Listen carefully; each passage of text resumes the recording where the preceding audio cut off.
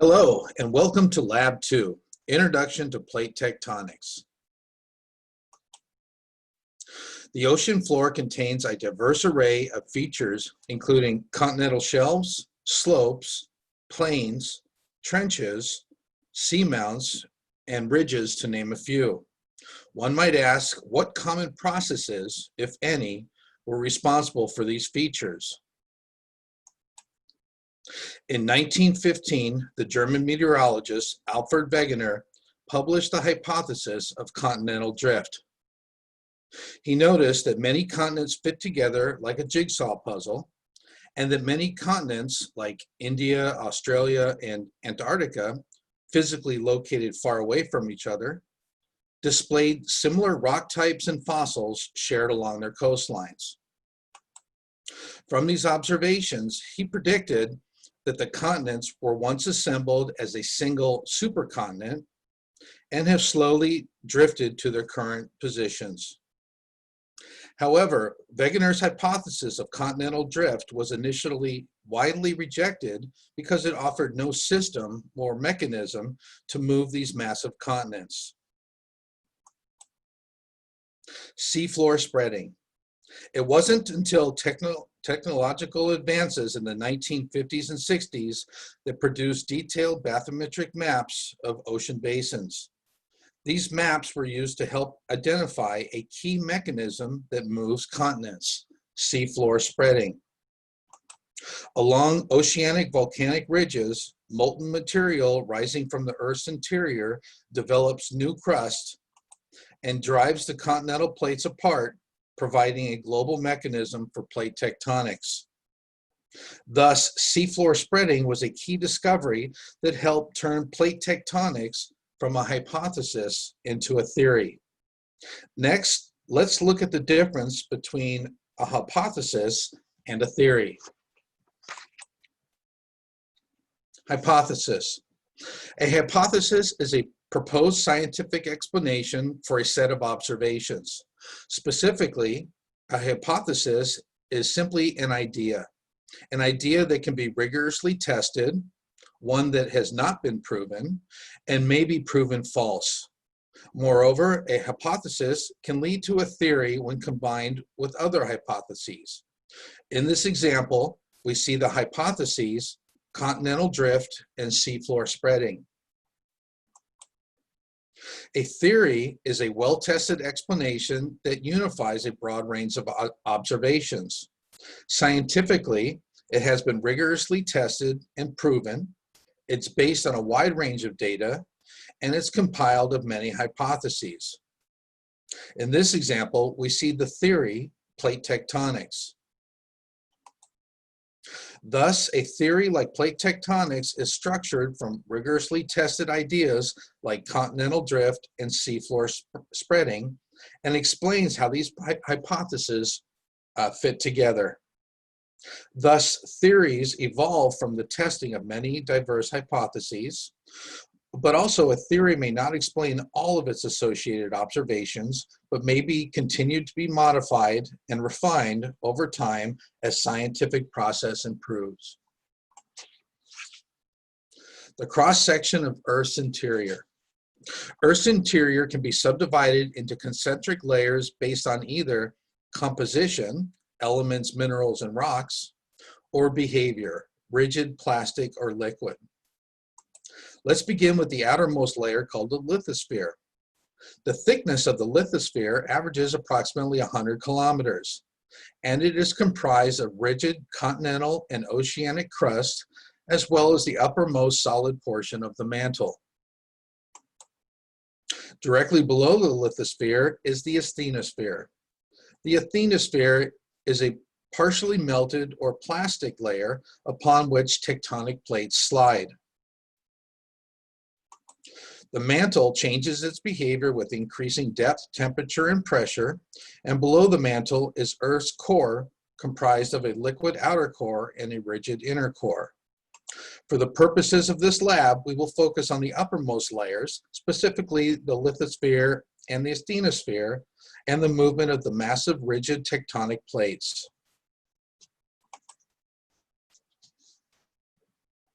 The Earth's lithosphere consists of two types of plates, continental and oceanic, and are defined by their margins or their boundaries. For example, where two oceanic plates are in contact, we call this an oceanic-oceanic plate boundary. Where two continental plates interact, we call this a continental-continental plate boundary. And where a continental plate interacts with an oceanic plate, we call this a continental-oceanic plate boundary. It is important to note that the shapes of tectonic plates are not constant, but change over time as new plate material is accreted or added, and while old plate material is removed or subducted.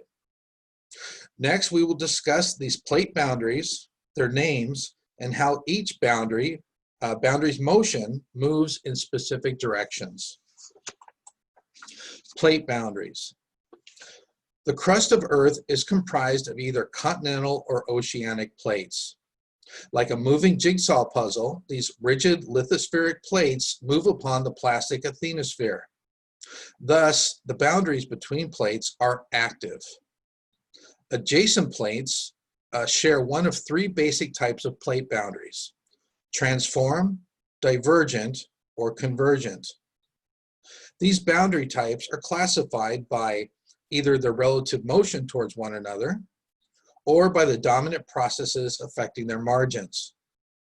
In this schematic cross-section, the processes at the three types of boundaries are illustrated. Transform boundaries. Transform boundaries are called transform faults because they occur where two plates slide past one another horizontally. Thus, the map symbol indicates this horizontal motion. Transform boundaries mainly occur in two types of locations. Often, a transform boundary will occur along a spreading center. A spreading center arcs across the spherical surface of the Earth, and transform boundaries connect the offset segments where they are called fracture zones. As seen in the diagram, as a spreading center moves the plates in opposite directions and a transform fault connects the offset boundaries, note the movement of the transform fault follows the direction of the individual plates. Another type of transform boundary is called a transform fault. For example, the world's largest transform fault boundary is located in California, where the San Andreas Fault acts as a boundary between the North American and Pacific plates. Again, notice the opposite horizontal movement of the adjacent plates. Divergent boundary. Divergent boundaries occur where two plates move away from each other. Thus, the map symbol indicates this separating motion. For example, plates diverge where there is a seafloor spreading center along mid-ocean ridges. As volcanic activity continuously emerges to the surface, new ocean crust is created, driving the plates apart. Example of two key divergent boundaries are the Mid-Atlantic Ridge, which is an oceanic plate boundary, and the East African Rift, which is pulling apart East Africa into two separate continental plates. Convergent boundary. Convergent boundaries occur where two plates move towards each other. Thus, the map symbol indicates this moving toward motion. There are two primary types of convergent boundaries. First, plates may form a subduction zone. A subduction zone occurs where a heavier or more dense plate, like an oceanic plate, slides beneath a less dense or more buoyant plate, like a continental plate, for example. Key characteristics of a subduction zone include earthquakes along the area of collision, a deep oceanic trench created by the downward deformation between the plates, and an inland arc of volcanoes. We will discuss the characteristics of a subduction zone later in more detail. One example of a subduction zone occurs along the coast of South America, where the oceanic plate subducts beneath the continental plate. A second type of convergent boundary is the continental-continental collision. This occurs when two plates of similar density collide instead of one plate subducting. In the continental collision, continental crust may be pushed up, creating enormous mountain chains, as seen here where the Indian plate collided into the Eurasian plate, forming the Himalayas. In light of these plate boundaries, let's examine the current direction of the Pacific plate. Using the annotated arrows on the map, we can roughly determine that the Pacific plate is moving to the northwest. Thus, we can predict the types of plate boundaries along the edges of the Pacific plate. For example, along the western margin, we can predict an oceanic subduction zone or a convergent plate boundary. Along the eastern margin, we can predict an oceanic spreading center or a divergent plate boundary. What drives plate motion? Plate motions are driven by a complex combination of global asthenospheric convection, or heat released from deep in the earth, and regional forces that act upon different portions of the plate. These regional forces include buoyancy-driven asthenospheric push, where magma rises along divergent boundaries, push plates apart. Gravity-driven lithospheric slide, where plates slide down the elevated flanks of divergent boundaries. Gravity-driven lithospheric pull, where one plate is pulled under another plate as it becomes more vertical at convergent boundaries. And traction-driven lithospheric suction, or trench suction, caused by convection currents in the mantle wedge within a convergent boundary. Earthquakes. Earthquakes are the release of accumulated elastic strain within the lithosphere, causing motion along the fault surface.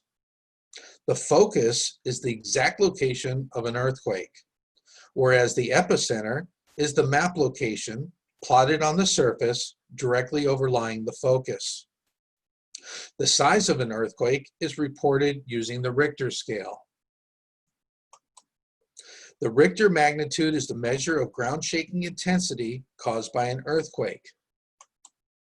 Furthermore, the Richter magnitude is calculated using a logarithmic scale. This means that each higher level of magnitude represents 10 times the ground shaking intensity. For example, a magnitude 3 is 10 times more intense than a magnitude 2, whereas a magnitude 4 is 100 times more intense than a magnitude 2. The vast majority of earthquakes are associated with plate boundaries. At divergent plate boundaries, new lithospheric crust produces relatively shallow earthquakes along ridges and rises up to 30 kilometers in depth.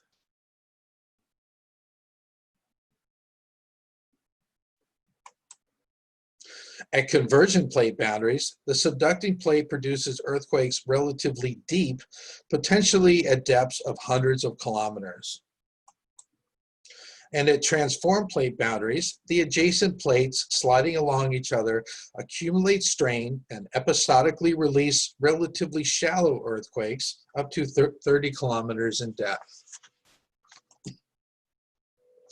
So far, the many features we have seen along the ocean floor have been associated with plate boundaries, divergent, convergent, or transform boundaries. However, none of these boundary types explain the numerous underwater seamounts and volcanic islands located within the interiors of lithospheric plates. These remote seamounts were created by hotspots, or magma plumes. Hotspots are areas where rising mantle plumes melt through the lithosphere. Magma erupts from the hotspot, and within ocean basins, large seamounts may form. Hotspots are hypothesized to remain fixed in their position relative to the overlying plate movement. For example, the seamount located directly above the hotspot is considered active as magma extrudes through the surface, growing the size of the seamount. However, as the plate above the hotspot moves, seamounts migrate, creating a trail or chain of inactive remnant seamounts, and a new seamount will then form above the hotspot.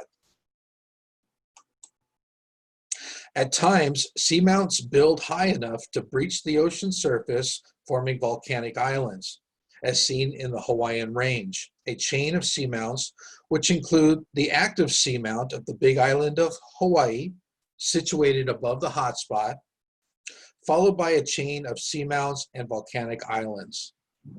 Therefore, this pattern is directly related to the speed of the overlying lithospheric plate over time. The Hawaiian Island Emperor Seamount Chain. Over millions of years, as the Pacific Plate has moved over the hotspot, a chain of seamounts called the Hawaiian Island Emperor Seamount Chain was created. The chain of remnant or inactive seamounts and volcanoes share two common patterns. Seamounts farther away from the active hotspot are older than seamounts closer to the active hotspot. The orientation of the chain of seamounts is directly related to the current direction of the plate motion over millions of years. Additionally, notice the Hawaiian chain is oriented in a different direction than that of the Emperor chain. This is because millions of years ago, the Pacific Plate changed direction. By looking at the radiometric ages of the seamounts, we can see that the plate motion changed direction approximately 42 million years ago. Numerous hotspots have left their mark upon the Earth's surface. Some breach the interior of continents, as seen in North America at the Yellowstone caldera and supervolcano.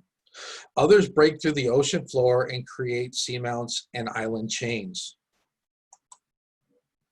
This concludes Lab 2, Introduction to Plate Tectonics. It's now time to begin your lab assignment. To assist you, a separate video tutorial is provided for each section. Begin with Video 2, Part A, Investigating Plate Tectonics using Google Earth. Please address your questions to your lab TA.